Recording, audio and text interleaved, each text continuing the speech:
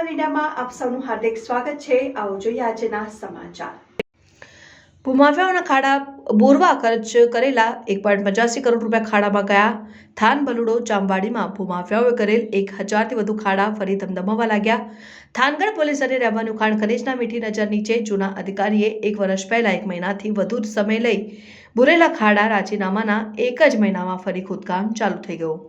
સુરેન્દ્રનગર જિલ્લાના થાનગઢ વિસ્તારમાં ખનન માફિયાઓ દ્વારા ગેરકાયદેસર ખનન કરાય છે, ત્યારે તંત્ર દ્વારા કાયમી રીતે ખાડા પૂરવા 86 લાખ મંજૂર કરાયા। આથી બલુડો અને જામવાડી વિસ્તારમાં 1000થી વધુ ખાડા પૂરવા કાર્યવાહી હાથ ધરાઈ હતી। બાદમાં ખર્ચ વધુ થતા 1.85 કરોડના ખર્ચે 100થી વધુ કર્મચારીઓએ સાધનો સાથે પોલીસની સુરક્ષા વચ્ચે 1 માસમાં 1000થી વધુ ખાડા પૂરાયા હતા, જે ફરી ભૂમાફિયાઓએ ખોદી નાખ્યા છે।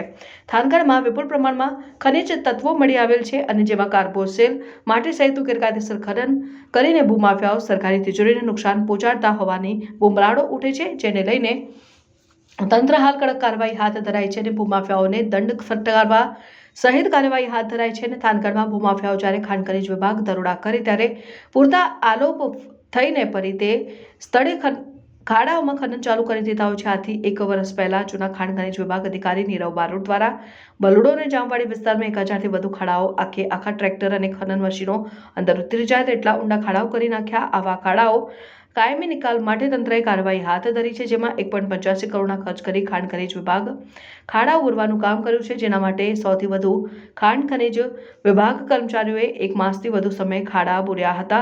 ત્યારે તાજેતરમાં નીરવભાઈ બારોટના રાજીનામા બાદ નવા અધિકારી આવ્યા અને તેના ચાર્જ સંભાળી જિલ્લાની ગતિવિધિ સમજે તે પહેલા ભૂમાફિયા ફરી ખાડાઓ ખોદી ગેરકાયદેસર ખનન ચાલુ કરી દીધું છે અને ખાડા ખોદ્યાના 1 વર્ષ બાદ ફરી સ્થિતિ એમની એમ જ થઈ જતા bureau chief Parmar Bhagirathsinh, news 7 India.